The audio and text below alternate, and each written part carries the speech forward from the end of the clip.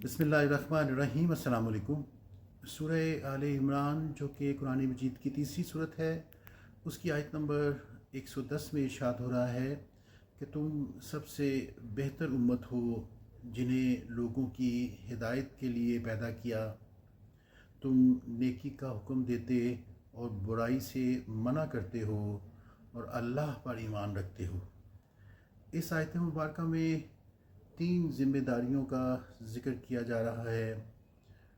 एक तो ये कि मोमिन की ये निशानी है कि वो नेकी का हुक्म देता है, दूसरा बुराई से रोकता है और तीसरा अल्लाह की ज़ात पर यकीन कामिल रखता है और उसी पर तवक्कुल रखता है। कुरान मजीद को तर्जुमे और तफसीर के साथ पढ़ा करें, इससे दुनिया भी बदल जाएगी और आखिरत में भी कामयाबी यकीनी है। अस्सलाम वालेकुम।